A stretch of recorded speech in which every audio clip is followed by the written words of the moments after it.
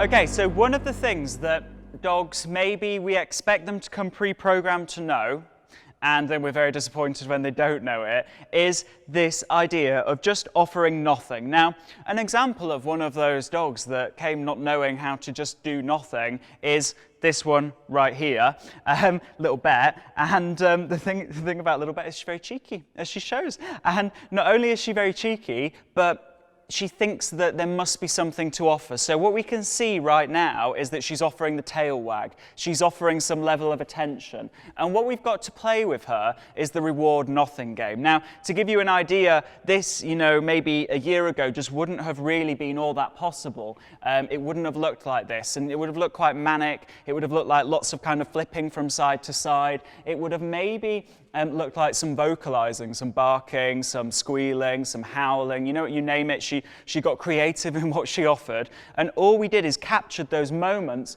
where she was really doing absolutely nothing, and we calmly fed her. And this became known as the reward nothing game. Now, the reward nothing game was actually born when we encountered a little dog that goes by the name of Poppy.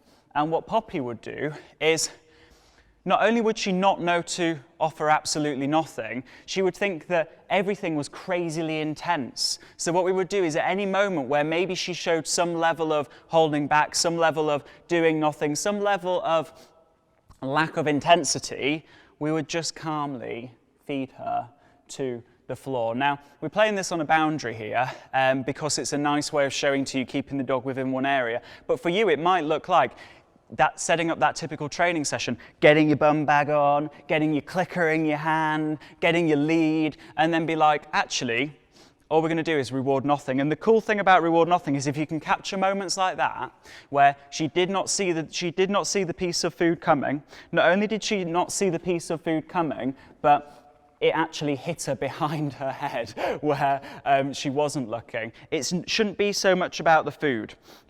You've got this kind of like feeding from hand. What does this do? Let's do a little example. What does this do? Da, da, da, da, da, da. You can see that her body's getting tense. She's moving a little bit more. The general energy here is going up. She's snatching food more. The idea of the reward nothing game is that we're slowly feeding at intervals when maybe it would be appropriate. It seems random, but actually all we're doing is we're feeding at intervals that are relatively random and coincide with absolutely nothing rather than movement. And if we can capture moments, I'll see if I can set one up where maybe I'll feed her here, and I'll wait for her to just kind of go back to doing relatively nothing, which right now the energy's gone up because I've made her move.